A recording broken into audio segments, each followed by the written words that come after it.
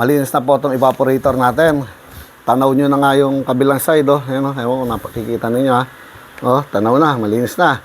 Wala nang kadumi-dumi. Mga ka-vloggers, oh. Ayan, oh, malinis. Oh, ngayon, hindi lang po sa ganun natatapos tayo. Nalinis ninyo, sasalpak na kagad yan. Hindi po ganun yung mga ka-vloggers. Meron pa rin pong mga procedure na dapat ginagawa. Mga ka-vloggers, welcome po sa akin channel. Sana'y magustuhan po ninyo yung video na ito. Paki-like, share, and subscribe na lang po mga ka-vloggers. Eto na naman po ang aking pinakabagong vlog. Hello mga ka-vloggers! Welcome po sa aking channel, ang Ferdy's Vlog. So mga ka-vloggers, ito po ay pagpapatuloy lang ng ating mga naunang vlog tungkol sa paggawa ng pagki-cleaning ng evaporator ng ating Rebo. So mga ka-vloggers, ito na po siya, malinis na, at papakita ko naman sa inyo ngayon kung ano po yung mga procedure na ginagawa ko para lalong malamig na malamig ang aircon. Ano yung mga sikreto? May mga sikreto po yun, hindi lang dahil nung nilinis namin, ganon. Hindi po ganon lang yung mga ka-vloggers. Meron po mga sikreto ang air conditioning para maging ice cold ang performance niya. So, ito po mga ka-vloggers, at panoorin po ninyo. Malinis na po itong evaporator natin. Tanaw nyo na nga yung kabilang side, oh. Ayan, oh. Ewan ko, napakikita ninyo, ha. Oh, tanaw na, malinis na. Wala nang kadumi-dumi. Mga ka-vloggers, oh. Ayan, oh, malinis. Oh, ngayon, hindi lang po sa ganun natatapos tayo. Nalinis ninyo, sasalpak na kagad yan. Hindi po ganun yung mga ka-vloggers. Meron pa rin pong mga procedure na dapat ginagawa. Gaya po nitong ituturo ko sa inyo. Lalo na para sa mga ka-vloggers dyan na technician, mga bagong technician, para matutunan po ninyo. Halimbawa mga ka-vloggers, andito na tayo. Ito na yung housing, oh. Pinakalinis na ni Papa P, ha. Oh. Ang gagawin po muna ninyo mga ka-vloggers, iporma muna ninyo itong housing. Ayan, ha. Oh, titignan ninyo mga ka-vloggers kung walang nag-e-escape na hangin. Ayan. Sandali, lalagyan natin ilaw yan, Papa P, ha. Ayan, oh. Ayan. Kailangan mga ka-vloggers, sa pagpasok ng hangin dito, wala pong hangin na dadaan lang sa mga sides dito. Dadaan dito. Minsan kasi may mga pangyayari na maluwag. Ito evaporator, medyo maliit. Dumadaan po yung hangin dyan. Pag lumabas na yung hangin dito, mga ka-vloggers, sa kabila side, hilaw na hangin yun. Sariwang hangin. Dapat lahat ng hangin dito dadaan sa mga pins na lumalamig. Pero once dumaan po siya dyan, sa mga gilid-gilid na yan, o halimbawa ito, hindi original yung evaporator. Sinalpak na natin to halimbawa mga ka-vloggers, ha. Tapos makikita ninyo, may mga dadaan na hangin kung saan lang, doon sa mga side doon. Hindi po malamig yun, mga ka-vloggers. Gaya nito, kailangan sarado talaga siya. Ayan, oh, pit. Meron ako napapansin, ayun, oh. Oh, open doon. Titingnan natin sa kabilang side, mga ka-vloggers, kung natatakpan ba yon. Ayun, hindi, oh. Ewan ko, napapansin ninyo, mga ka-vloggers, ayun, open lang doon, oh. No, doon sa taas, oh. Walang ano rito, walang harang. So, oh, ang mangyayari mga ka-vloggers, dadaan yung hangin dito. Kung mapapansin ninyo, dito escape yung sariwang hangin at lalabas dito, sariwa pa rin siya, hindi malamig mga ka-vloggers. So, kailangan, ang intention natin para how to make your aircon ice cold. Ice cold, ha? Kailangan po, lahat ng hangin niya dito lang dadaan sa gitna, sa pins. Wala pong dadaan mga ka-vloggers sa mga gilid, lalo dito sa mga bandang taas. Yung banda rin sa baba, ayos lang. Ayan, oh. Kahit na ganyan ang disenyo nito, ayan, oh. Oh. Pero nakokobera naman po nitong plastic na to. Ayan, oh. Oh, ayos lang. Pero yung dito sa kabilang side, mga ka-vloggers, wala, mababaw yung ano. Oh. So, nakalitaw siya. Kung makapapansin ninyo, litaw pa yung mga tubo. So, hindi po ubra yun, mga ka-vloggers. Diyan tayo maselan. Kailangan silyado. Hindi po dadaan yung hangin kung saan lang. Ayan, oh. Gaya ng sinabi ko kanina. Ayan, oh, ka-vloggers, oh. Ayan, oh. Napapansin ninyo. Ayan, oh. Awang. Oh. So, walang mangyayari dyan. Ano ang ginagawa namin sa mga ganyan, mga ka-vloggers? Sa mga gilid, okay. Fit po siya.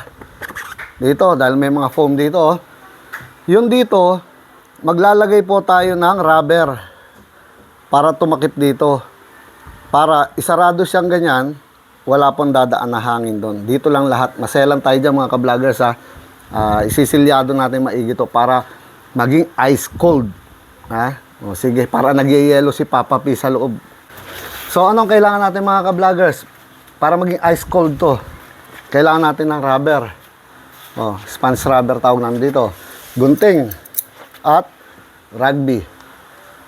So, ito po, sisilyado natin mga ka-vloggers. Unang gagawin natin, sukatin lang yung haba nito.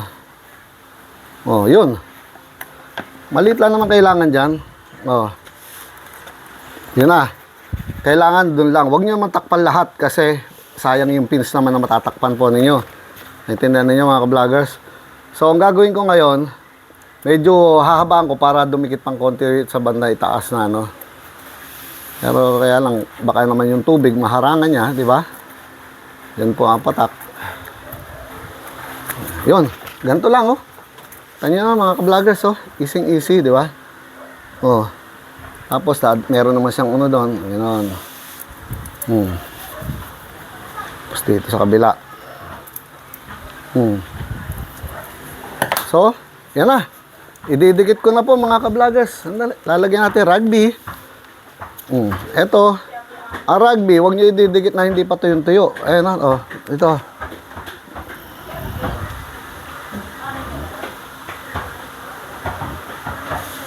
Yan.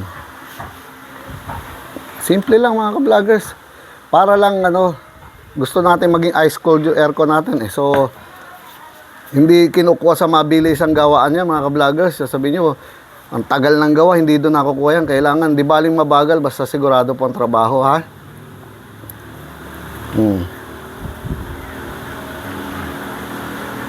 Yan.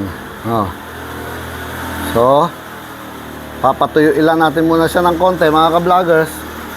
Tapos ididikit ko na. Tatandaan niyo ang purpose na ginagawa natin, kailangan lahat ng hangin dito lang po dadaan sa pins. Dahil yung pins na yan malamig. So, dyan natin siya lahat papadaanin. Walang dadaan sa gilid, walang dadaan sa taas at sa baba.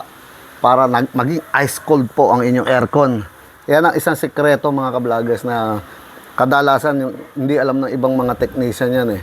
Meron din nakakaalam pero maraming hindi. Bakit minsan sasabihin, ang lamig naman po ng tubo sa labas. Sabihin, napakalamig. Okay naman daw po yung recycle press niya. So, malamig, kompleto ng freon. Pero bakit po yung aircon hilaw? Ang lamig, tumutulo naman po yung drainage, ang lakas. Malamig nga yung suction. Pero bakit sa loob, hilaw po? Kasi nga po, yung dumadaan dito at dadaan sa mga sides, sa taas sa baba, humahalo doon sa dumaan sa gitna. So, ang mangyayari, hilaw lang po. Lalabas doon, pupunta sa louver nyo, hilaw, mga ka-vloggers. So, ang kailangan, ice cold nga po siya, sabi ko eh. Kailangan maging puro ang lamig. So, kailangan, para maging puro, walang fresh air na galing sa blower na kung saan lang po dadaan. Kailangan lahat dito po sa gitna, sa pins. Dahil ito po yung malamig na pinalalamig ng mga aluminum na to, mga tubo. Lalamig ng todo, solid. Dito lang dadaan. Walang escape doon, malakas na hangin, escape. Sayang po yun, magiging hilaw na lamig. Yun ang sikreto mga ka-vloggers. So ito, natuyo na, kakabit na natin. Mga ka-vloggers ha. Ayan o, panoorin nyo kung bakit, ayan, sisilyado ko yun, dating ganyan, no? Lalagyan ko ng takip. Malaking bagay yan mga ka-vloggers ha. Sekreto ng air conditioning yan. Tinuturo ko na po sa inyo lahat yan mga ka-vloggers. Kasi gusto kong matutunan ng mga ka-vloggers natin dyan na marami nagtatanong eh. Hindi naman tayo madamot sa kaalaman. Sineshare. Share your knowledge, sabi nga, di ba? Ganyan, Ayan, nakita nyo po. Sarado na mga ka-vloggers. So, ngayon, pwede nang ilagay ngayon to. Ayan, Alam ko ngayon na wala na pong escape na hangin na sariwa, mga ka-vloggers. Yun ang gusto ko lang ipakita sa inyo mga ka-vloggers. Simpleng-simple pero napaka-importante. So mga ka-vloggers, yung pagsasarado nito at pagbabalik, madali na po lahat yan eh. Ang susunod siguro na ipakikita ko na lang sa inyo yung pagkakalas ng aircon doon sa kisame, yung sa likod. So, ano pa po ba, mga ka-vloggers, ang sasabihin ko na naman, sana natandaan po ninyo, at tandaan po talaga ninyo, importante po yung pagsisilyado nito para maging ice cold ang aircon ninyo.